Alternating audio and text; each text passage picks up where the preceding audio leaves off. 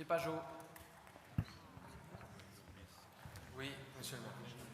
Avant d'entrer dans le fond de la délibération sur le choix du délégataire, permettez-moi à titre préliminaire de revenir sur votre décision de choisir la délégation de service public en affaires MACH par rapport à la gestion en régie du centre aquatique.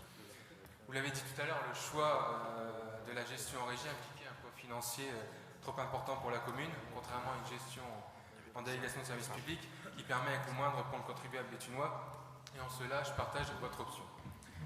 Concernant maintenant la délibération qui nous est présentée ce soir et de votre choix de la société Vermarine comme délégataire, bon, c'est vrai que je regrette, je vais revenir sur ce qui a été dit tout à l'heure, mais sur la forme, que les annexes nous aient été communiquées 2 jours avant. Je pense qu'il aurait pu être communiqué en même temps que la convocation du conseil municipal. Et que le rapport de l'audit, aussi, c'était un engagement que vous aviez pris lors du conseil municipal de décembre, ne nous ait pas été communiqué sur support CD.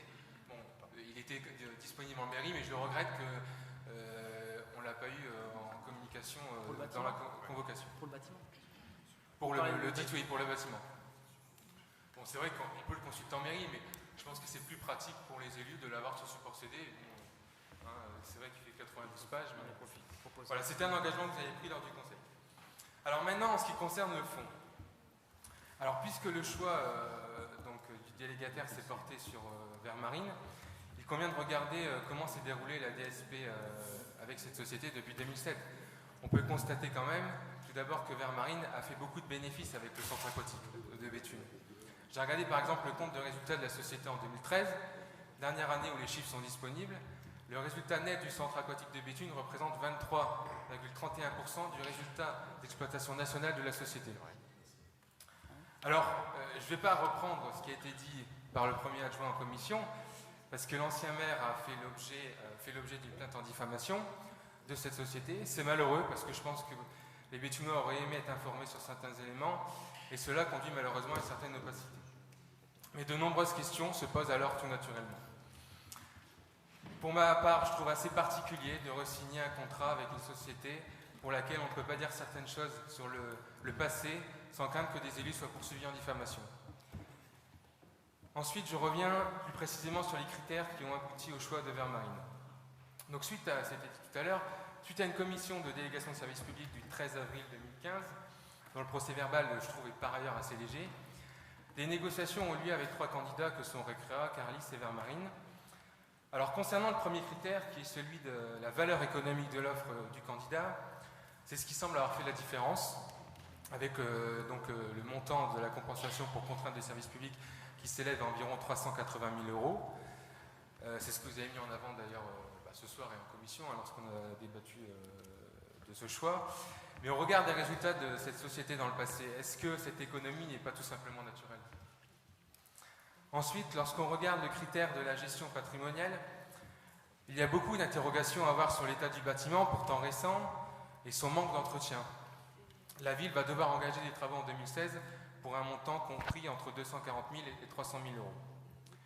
Dans ce nouveau contrat, il est certes prévu des engagements de Vermarine avec une possibilité de contrôle de la collectivité, mais pourquoi la société s'engage aujourd'hui à faire ce qui n'a pas été fait par le passé ?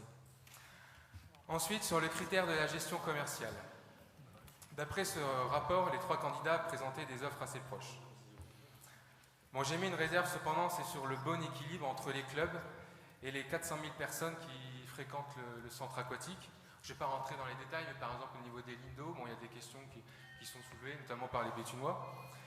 J'ai vu aussi que, je salue la baisse du tarif pour les Béthunois, qu'il y a une hausse qui est prévue pour les tarifs extérieurs, et qu'en même temps, dans l'annexe, si j'ai bien vu, c'est écrit en petit, l'annexe concernant les produits, les rentrées, c'est prévu une hausse du nombre de ces mêmes entrées pour les extérieurs. Donc je ne sais pas comment cet équilibre j'émets quand même des doutes sur la faisabilité de cet équilibre. Enfin, pour terminer sur la solidité du montage juridique proposé par les candidats, j'ai vu que Vermarine n'était pas le premier, puisqu'il y avait Carilis qui présentait une offre plus performante. Ça a été relégué un peu en quatrième position des critères. Je regrette que ça n'ait pas été plus mis en avant. Donc voilà, donc pour terminer, pour résumer, ce nouveau contrat présente des améliorations, hein, ça c'est évident, mais regard de certains éléments que j'ai évoqués précédents, je m'abstiendrai sur cette délibération, et comme je l'ai fait d'ailleurs sur les rapports d'activité 2013 et 2014 lors du précédent conseil municipal. Merci Monsieur Pajot. Merci pour